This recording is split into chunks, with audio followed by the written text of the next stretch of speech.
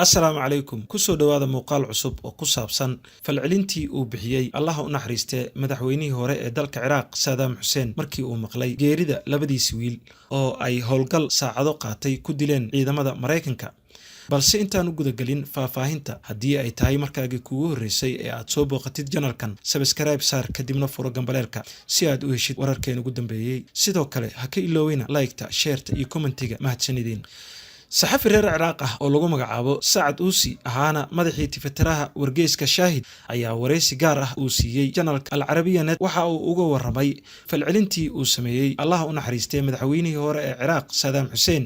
markii uu maqlay qabarka in la dilay labadiis wiil ee lagu magacaabi jiray Uday iyo Qusay uu si aad ah u ooyay una ilmeeyay Allah u naxariistay Saddam ayaa markii loo sheegay warka geerida labadiis wiil waxa uu ku sugnaa gudaha maxkamad ku taal Baghdad oo ay ka socotay maxkamadeentiisa sidoo u dhacay howlgalkii lagu dilay Uday iyo Qusay 23kii Luulyo sanadkii 2003 macluumaad laga helay qof xog ogaal ah ayaa lagu ogaaday halkii ay ku sugnaayeen labadii wiil ee Saddam Hussein waxaana kadib howlgal saacada qaatay fuliyay ciidamada gaarka ah ee Mareykanka waxayna weerar ku qaadeen gurigii ay ku sugnaayeen labadii wiil ee Saddam oo ku yil magaalada Mosul waxaana halkaas ka dhacay dagaal aad u xoogan oo la isku adeegsaday hubka fudfudud iyo kan culus dagaalkaas ayaa socday muddo ku dhow 6 saacadood waxaana dhacday in ay ku dhinteen Allah u naxariistay wiilashii Saddam Uday iyo Qusay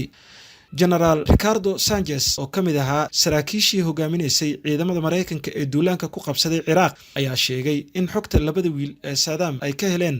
mid kamid ah ciidamada Ciraaq kadibna ay sidaas ku qaadeen howlgal balaaran oo qaatay ilaa 6 saacadood generaalkan wuxuu qirtay in wiilasha Saddam iyo wiil yar oo aan qaan gaarin oo uu dhalay Qusay ay kala hor imaadeen iska caabin xoogan taas oo ku qasabtay in markii dambe ay adeegsadaan diyaarado dagaal iyo taangiyo howlgalka lagu dilay Uday iyo Qusay iyo wiilka uu awoowaha u ahaa Saddam ayaa waxa ka qayb qaatay in ka badan 200 oo ka tirsan ciidamada gaarka ah ee Mareykanka generaalkan wuxuu sidoo kale sheegay in iska caabinta xoogan ee ay kala hor yimaadeen wiilasha Saddam ay ku qasabtay in markii dambe ay adeegsadaan diyaaradaha qumaatiga u kaca kuwaas oo dhulka la simay gurigii ay ku sugnaayeen sidoo kale wuxuu sheegay in la xiray dhammaan wadooyinka soo gala ama ka baxa xaafadda uu ku yiilay guriga ay ku sugnaayeen wiilasha Saddam sidoo kale dagaalkaas waxaa ku dhintay kuna dhaawacmay tiro badan oo kamid ah ciidamada Mareykanka sidoo kale General Ricardo Sanchez wuxuu sheegay in lacag gaaraysa $15 milyan oo dollar la siiyay shakhsigii bixiyay xogta halkii ay ku sugnaayeen wiilasha Saddam wararka qaar ayaa sheegaya in shakhsiga basaasay wiilasha Saddam uu ahaa muwaadin Ciraaqi ah oo lagu magacaabi jiray Nawaf al-Saydan markana taariikhda kooban ee labada wiil Uday Hussein al-Tigriti waa wiilka ugu weyn wiilasha Saddam guurkiisa koowaad wuxuu dhashay 22kii Juulaay 1964 waxaana lagu yiqiin dhaqan ah naxariis darri iyo waali intii uu ahaa madaxa guddiga Olombikada Ciraaq wuxuu amri jiray in la ciqaabo ciyaartooyda aan sida uu doonayo sameeynin